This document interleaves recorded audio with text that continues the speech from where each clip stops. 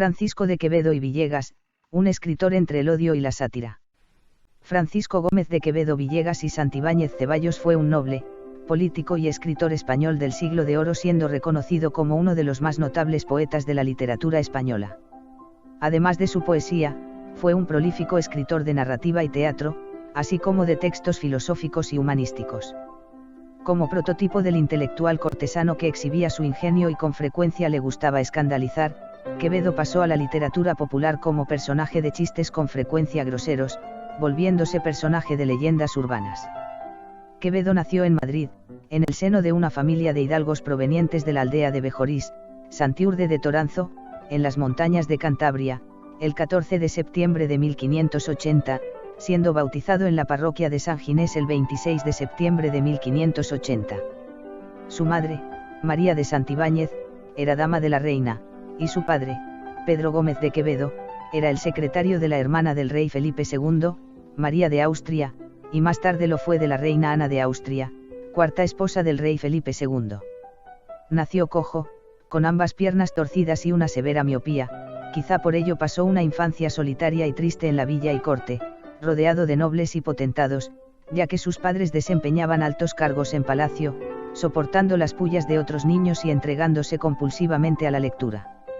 A los 6 años quedó huérfano de padre, de forma que le nombraron por tutor a un pariente lejano, Agustín de Villanueva, del Consejo de Aragón, en 1591, además, cuando contaba 11 años, falleció su hermano Pedro. De precoz inteligencia, lo llevaron al entonces llamado Colegio de San Pedro y San Pablo, y allí, entre 1596 y 1600, estudió con los jesuitas lenguas clásicas, francés, italiano, filosofía, física y matemáticas, así como teología en la Universidad de Alcalá, sin llegar a ordenarse. El 4 de octubre de 1599 no se presentó a recoger su título de bachiller, tal vez porque viajó a Sevilla y a Osuna en compañía de don Pedro Tellez Girón, futuro duque de Osuna, no lo hizo sino hasta el 1 de junio de 1600. Entre 1601 y 1605 estudió en la Universidad de Valladolid. Es un lugar común que durante la estancia de la corte en Valladolid circularon los primeros poemas de Quevedo que imitaban o parodiaban los de Luis de Góngora bajo seudónimo, Miguel de Musa, o no, y el poeta cordobés detectó con rapidez al joven que minaba su reputación y ganaba fama a su costa, de forma que decidió atacarlo con una serie de poemas que Quevedo le contestó, y ese fue el comienzo de una enemistad que no terminó hasta la muerte del cisne cordobés, quien dejó en estos versos constancia de la deuda que Quevedo le tenía contraída. Musa que sopla y no inspira barra y sabe que es lo traidor barra poner los dedos mejor barra en mi bolsa que en su lira, barra no es de Apolo, que es mentira. En el año 1603, habiendo difundido el cisne cordobés sus sátiras sobre los contaminados y malolientes brazos del río Esgueva que apestaban Valladolid, Quevedo hizo circular una sátira en que las descalificaba por su mal gusto, grosería y vocablos deleznables.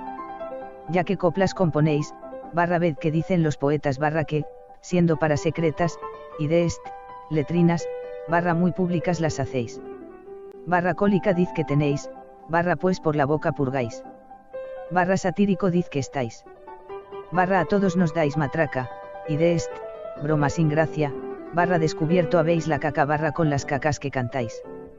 Durante su vida estudiantil, escribió en castellano y bajo anonimato algunos opúsculos burlescos, desvergonzados y de mal gusto, de los que luego renegaría, pero que entonces lo hicieron muy popular a través de copias manuscritas que terminaron por abrumar y difamar a su autor, quien se vio obligado a denunciarlas a la Inquisición, no ya para impedir que se difundieran, sino por evitar también que se hicieran ricos a su costa los impresores que empezaron a difundirlas, probablemente fueron estos cortos escritos los que transformaron a su autor, andando el tiempo, en un personajillo proverbial de chistes obscenos o de mal gusto.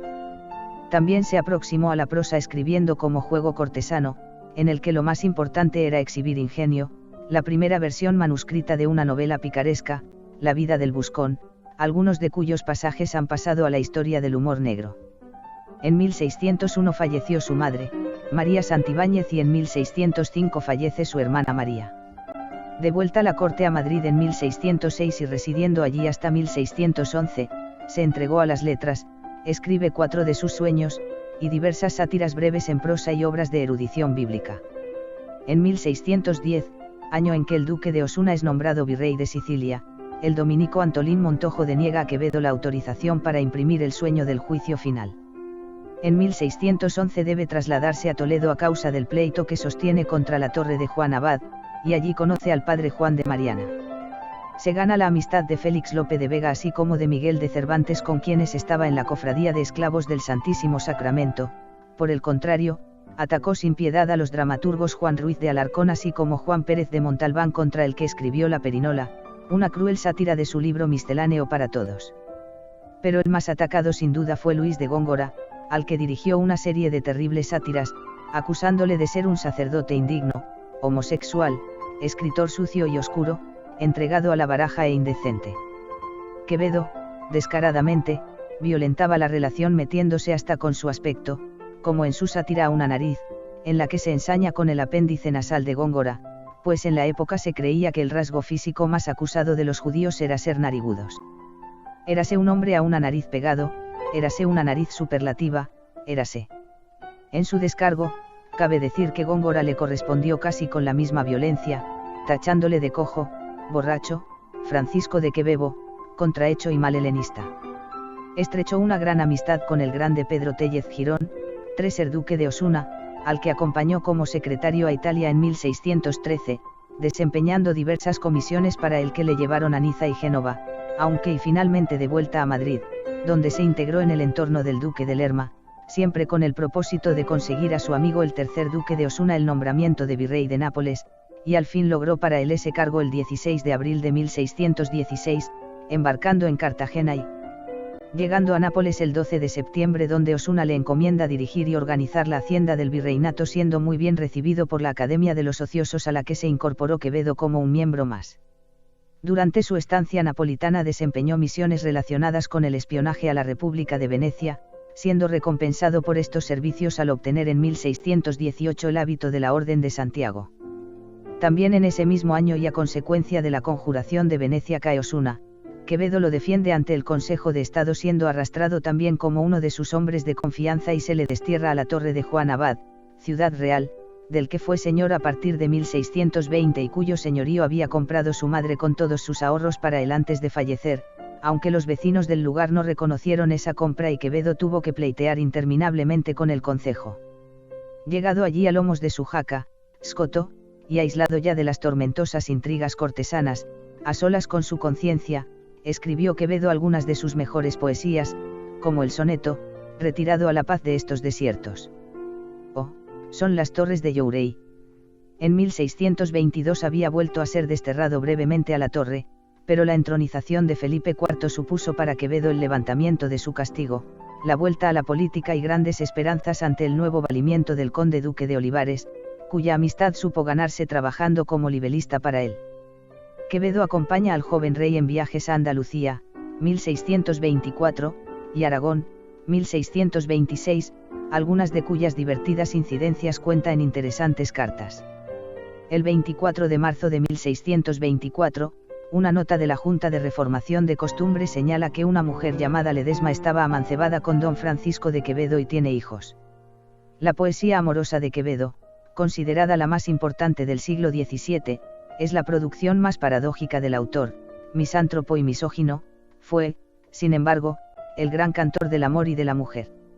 Escribió numerosos poemas amorosos dedicados a varios nombres de mujer: Flora, Lisi, Jacinta, Filis, Aminta, Dora.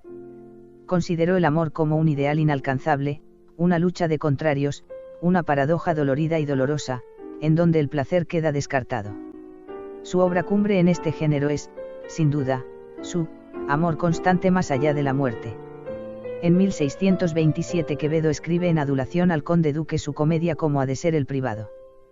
Pero su enfrentamiento con los carmelitas a causa de la cuestión del patronazgo se vuelve cada vez más virulento. A fines de febrero de 1628 escribe su memorial por el patronato de Santiago y se imprime en Madrid con tanto éxito como El Buscón o Los Sueños, y es de nuevo desterrado a la torre, aunque en diciembre le autorizan a volver de nuevo a la corte. Quevedo intenta congraciarse con el conde duque dedicándole el 21 de julio de 1629 su edición de las obras poéticas de Fray Luis de León, en